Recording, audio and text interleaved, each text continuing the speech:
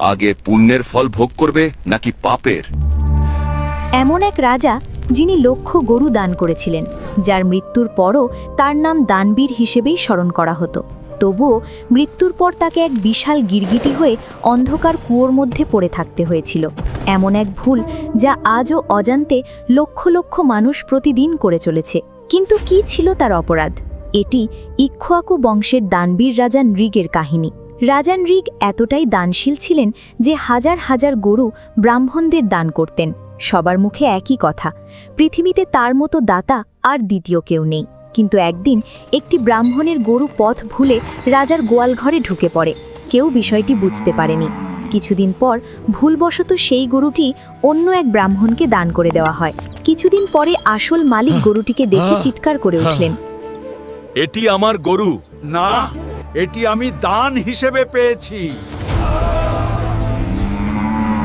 বিবাদ মেটাতে দুজনেই রাজার কাছে এলেন। রাজা নৃগ হাত জোর করে বললেন, আমার অজান্তে ভুল হয়েছে।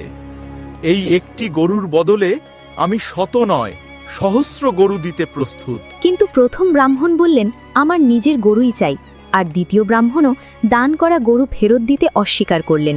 রাজা মাঝখানে আটকে গেলেন। ভুল ইচ্ছাকৃত ছিল না, তবুও ধর্মের বিচারে ভুল তো ভুলই হয়। সময় বয়ে গেল। একদিন রাজা নৃগের মৃত্যু হল। যমরাজ তাকে জিজ্ঞেস করলেন, আগে পুণ্যের ফল ভোগ করবে নাকি পাপের? রাজা উত্তর দিলেন, আগে পাপের ফল ভোগ করতে চাই। পরের মুহূর্তেই তিনি এক বিশাল গিরগিটিতে পরিণত হয়ে একটি শুকনো কুয়োর মধ্যে পতিত হলেন। যুগের পর যুগ তিনি সেই কুয়োর মধ্যেই বন্দী রইলেন। অবশেষে একদিন যদুবংশের রাজপুত্ররা খেলতে খেলতে সেই কুয়োর কাছে এসে বিশাল গিরগিটিটিকে দেখতে পেল। অনেক চেষ্টা করেও কেউ তাকে তুলতে পারল না।